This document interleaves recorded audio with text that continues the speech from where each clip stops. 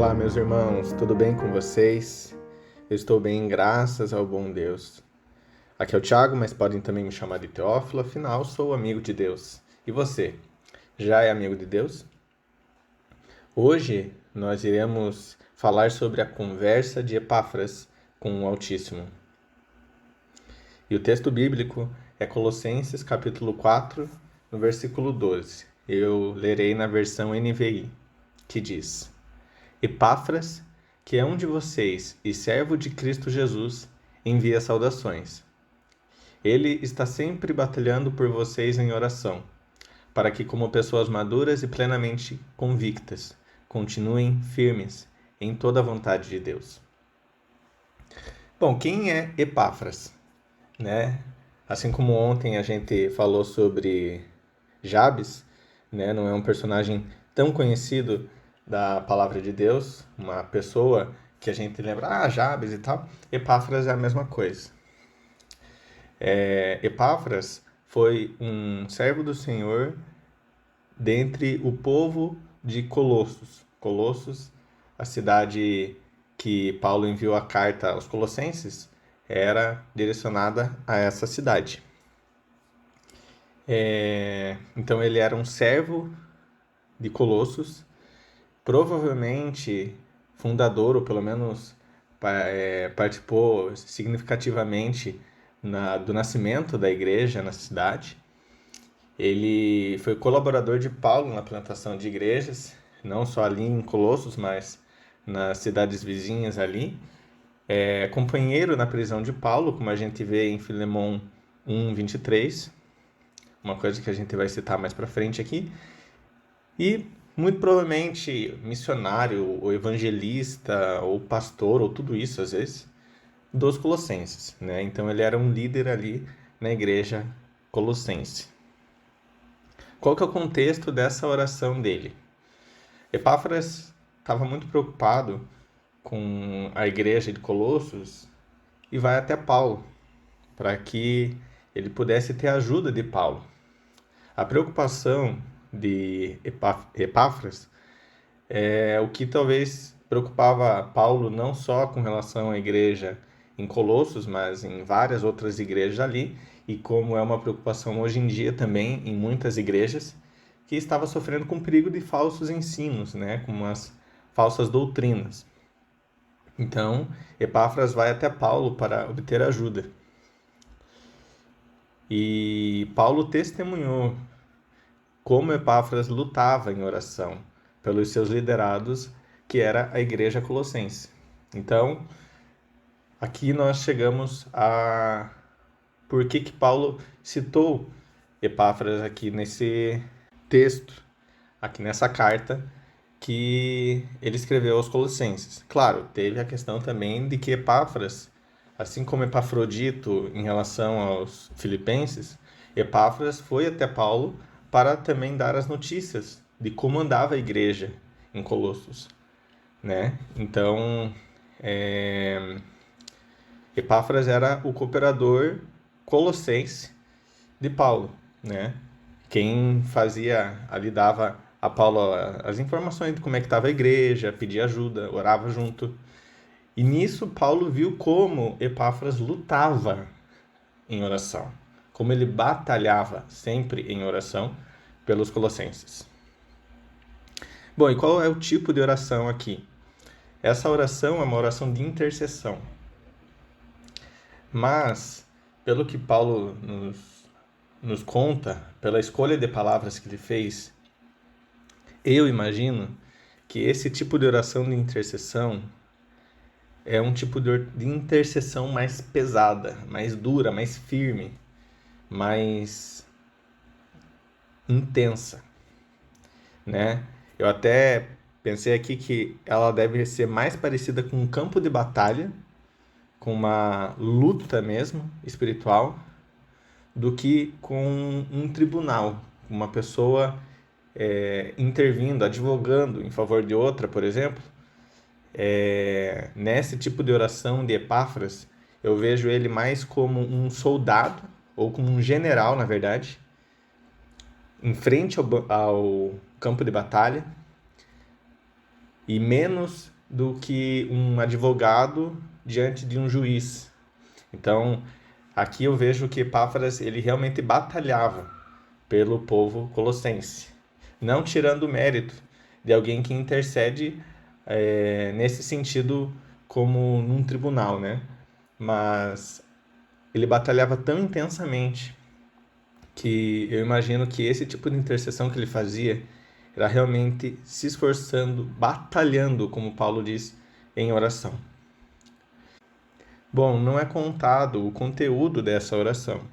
A gente sabe um pouco do contexto, a gente percebe que era uma oração em que Epáfras intercedia pelo povo colossense, mas não é contado exatamente o que era o conteúdo da oração de Epáfras. Mas ainda assim a gente pode aprender muito com essa oração, que na verdade é só citada por Paulo que Epáfras orava. O que a gente pode aprender? O que a gente pode aplicar dessa oração? Em primeiro lugar, se envolva profundamente com o seu ministério.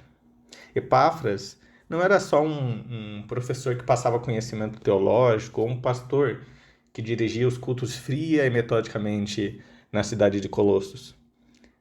Ele lutava pelos colossenses. Ele saiu da cidade para ir até Paulo em Roma, a fim de buscar ajuda e batalhar pela igreja. E quando estava com Paulo, Paulo percebeu como ele sempre batalhava em oração. E aqui é muito importante a gente entender como que a gente deve batalhar. Às vezes a gente pensa que a nossa batalha é uma batalha teológica ou de conhecimento, então a gente fica refutando coisas e tal. Sabe quando eu sou um pouco assim, quando você vê uma pessoa assim e daí você fica discutindo com ela, não, porque é assim, é assado e tal, eu tenho que lutar contra isso em mim, admito para vocês, mas a nossa batalha não deve ser desse jeito. Eu perco o tempo, minha saliva e o tempo da outra pessoa e a saliva da outra pessoa batalhando teologicamente, discutindo às vezes alguma coisa, sendo que muitas vezes o que a gente deve batalhar é espiritualmente. A batalha é em oração. Então, se envolva de tal forma que você entenda isso e batalhe por isso, e lute por isso. Não com o teu conhecimento, não com a tua força, mas no Espírito do Senhor. A palavra do Senhor diz que não é nem por força, nem por violência, mas pelo meu Espírito.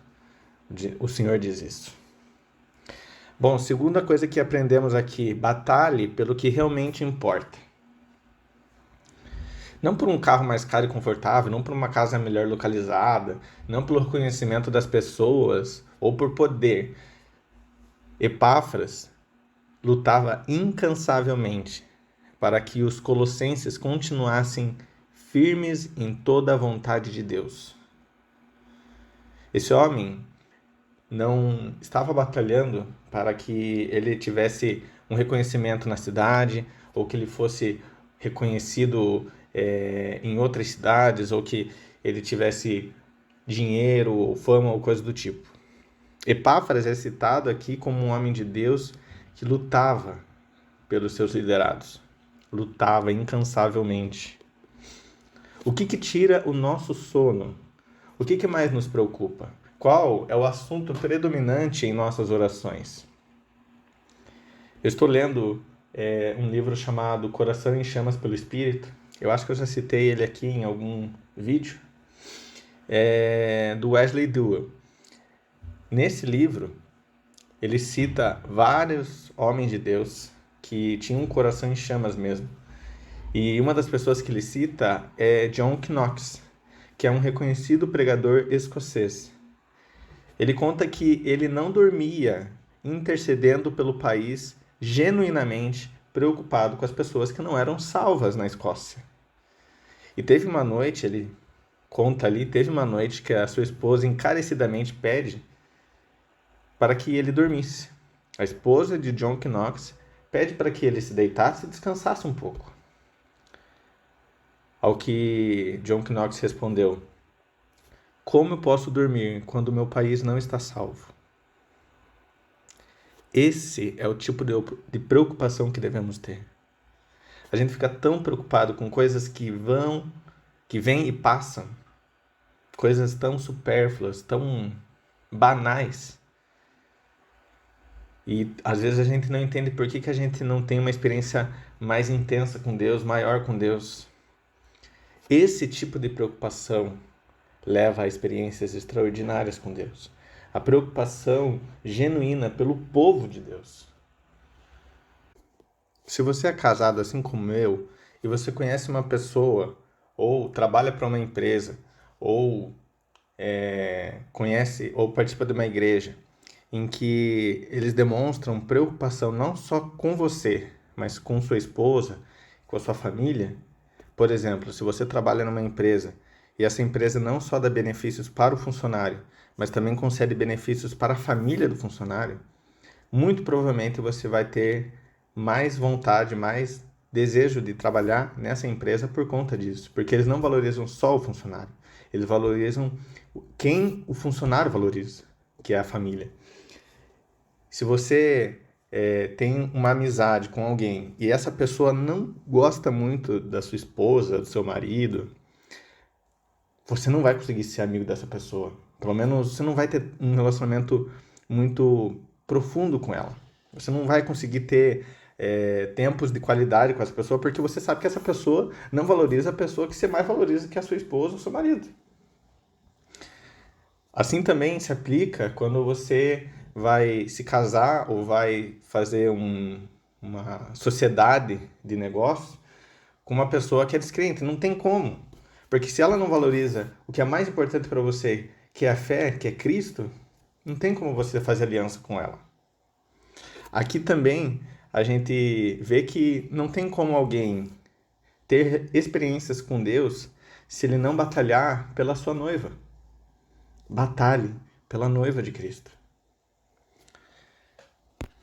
Outra coisa que aprendemos aqui é que nós devemos perseverar em orar.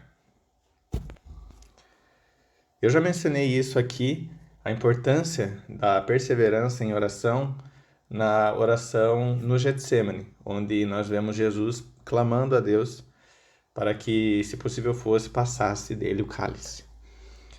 Se você não assistiu, assista esse vídeo, é bem interessante. Mas vale a pena repetir isso aqui. Persevere em oração. Ore sempre e sempre e sempre. Você não pode parar de orar. Você só para de orar quando a pessoa morre. Quando a pessoa morre, você não tem muito o que fazer, né? Só se lembrar e tal. Mas você não tem muito o que fazer. Mas enquanto a pessoa está viva, enquanto há esperança, você deve sempre orar. Se você é pai, você ora pelos seus filhos antes de nascerem, quando nascem, quando são bebês, quando são crianças, quando são jovens, quando são adultos, quando são solteiros, quando casam. Ore sempre. Se você é um líder, ore pelos seus liderados quando eles pedem sua ajuda em oração, quando eles não pedem sua ajuda em oração, quando são prósperos, quando estão passando necessidade, quando estiverem firmes no serviço ao Senhor, quando estiverem falhos no serviço ao Senhor, quando já estiverem em Cristo ou quando ainda só estiverem abertos para o Evangelho, mas ainda não estão vivendo isso, ou quando as pessoas ainda nem estão sob a sua liderança espiritual. Ore por quem você ainda não é líder, mas peça, clame a Deus. Se você é líder de célula, por exemplo, clame para que Deus chame mais pessoas para a sua célula. Não só para que aumente o número e multiplique ou coisa do tipo. Ore para que pessoas sejam alcançadas pelo Evangelho. É muito mais importante, você pode fazer parte disso. Eu acho que deu para entender mais ou menos o que eu quis dizer aqui. Epáfras estava sempre batalhando. A nossa vida cristã, a gente tem que pensar que a nossa vida cristã é uma batalha espiritual, que a gente deve constantemente suar, se derramar, clamar ao Senhor para que esteja operando em nossa vida, para que esteja fazendo a diferença através de nós. E a gente deve batalhar por isso, não apenas ter vontade e tal, mas viver a nossa vida. Se a gente se entregou a Cristo, a nossa vida é dele. A nossa vida está escondida nele. Então a gente deve batalhar. E, por fim, o que aprendemos? Ore e sirva. Epáfras era um conservo de Paulo, não apenas orando, mas ele servia também. Em Filemon 1:23, Paulo chama Epáfras de meu companheiro de prisão por causa de Cristo Jesus. Eu até colocaria pela causa de Cristo Jesus. Epáfras realmente estava envolvido com o evangelho. Ele não era alguém que, Paulo, me ajuda aqui, tá precisando de uma ajuda financeira, ou tem uns outros líderes aí que estão ensinando umas coisas meio erradas pro povo, como é que eu faço para resolver isso? Não. O texto nos mostra que Epáfras realmente lutava e realmente era interessado pelos colossenses. Ele se preocupava. O versículo seguinte ao versículo que eu li diz que Paulo era testemunha de como ele, Epáfras, se preocupava com os colossenses. E não só pelos colossenses, mas pelas cidades próximas ali, que estavam sob a responsabilidade de Epáfras. Nós devemos viver a batalha espiritual, principalmente orando, mas também servindo. Não adianta de nada se você é uma pessoa que ora o dia inteiro, mas não faz nada além de orar.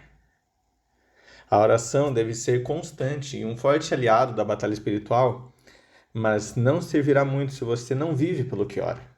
Se você não faz aquilo que você deve fazer.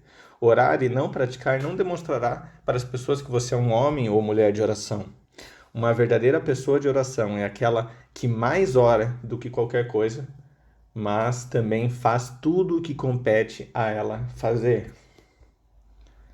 Ela ora enquanto trabalha. Ela não deixa de trabalhar para orar. Então não diga, e você nunca vai ter essa desculpa diante de Deus de que você não teve tempo para orar. Você pode orar enquanto você trabalha. Você pode orar enquanto você estuda. Você pode orar enquanto você dirige. É claro, só não feche os olhos, né? Mas você pode orar o tempo todo. Deus está sempre diante de nós. Se clamarmos por Ele, Ele nos ouvirá. Ele está aberto para ouvir a nossa oração. Ele não é surdo. Seu braço não está encolhido para que não possa agir. Mas a gente não ora. Esse que é o problema. Tiago fala, não recebeis porque não pedis. E quando pedem, não sabem ainda pedir, porque pedem para satisfazer as suas vontades mesquinhas. Epáfras orava pelo que Deus queria que ele orasse, pelo povo de Deus. Bom, e o coração aqui dessa oração é batalhe em oração. Batalhe. Lute pelo que é eterno, pelo que vale a pena, por aquilo que vai produzir frutos que permanecem. Faça o que deve ser feito, orando em todo o tempo. Leia Efésios 6:18. Paulo diz que nós devemos orar em todo o tempo. Mas ele não está falando para o povo, para os efésios, para deixarem tudo, para ficar só orando o dia inteiro, sentados ou de joelhos num quarto, só orando. Não. Devemos orar em todo o tempo. E isso trabalhando, servindo, amando, cuidando, sendo generoso. Não deixe de orar para fazer outras coisas. Não deixe de fazer outras coisas para orar. Faça as duas coisas. Bom, vamos orar então? Pai amado, eu louvo e bendigo o teu nome porque a tua palavra está recheada de homens e mulheres de Deus que nos servem de exemplo, que nos ensinam de uma maneira tão profunda. Assim como Epáfras, que lutava, Pai, pelos colossenses. E eu quero ser uma pessoa que luta, Pai, pelas pessoas que o Senhor me deu a responsabilidade de interceder. Eu ainda não sou um líder, eu ainda não sou um pastor, eu ainda não sou alguém que está responsável de uma célula ou de uma igreja, ou de um ministério. Mas, Pai, eu quero ser uma pessoa que ora assim como Epáfras, que batalhava constantemente pelo povo de Deus. Me ajuda a aprender isso, Pai. Me ajuda a batalhar, não apenas a interceder de maneira fria, de maneira distante. Paulo viu que Epáfras intercedia firmemente, constantemente pelos colossenses. E olha que Epáfras estava a quilômetros de distância de Colossenses, mas ainda assim ele lutava pelos colossenses, Pai. Me ensina isso, me ensina a ter esse sentimento, esse coração, esse desejo, Pai. Essa disposição do meu coração, essa inclinação do meu espírito, Pai, de realmente interceder pelo povo de Deus. Me ajuda a ser assim, Pai. A me preocupar menos com coisas superficiais, a me preocupar mais com aquilo que é eterno, menos com coisas visíveis e mais com as que são invisíveis, porque o que se vê passa, o que não vê é eterno. Me ajuda, Deus, a me preocupar mais com pessoas do que com coisas, com o teu propósito mais do que com circunstâncias. Me ajuda a orar segundo a tua vontade, Pai. E que eu não deixe de fazer o que eu devo fazer para ficar orando. Que eu não deixe de fazer o que eu devo fazer para ficar me dedicando em oração ou leitura da palavra. Não, Pai. Que eu não tenha que substituir uma coisa por outra. Que eu faça as duas coisas juntas. Que eu faça com qualidade, que eu faça com intensidade, que eu faça com profundidade, que eu faça com amor, com paixão, com devoção ao Senhor, Pai. Eu oro em nome de Jesus para que eu seja uma pessoa que intercede assim como Epáfras foi. Que batalha, que dá o sangue. Essa é a minha oração, Deus. E tem misericórdia de mim. Em nome de Jesus.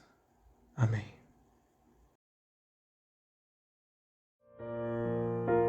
Converse constantemente com o Pai. Que Deus lhe abençoe.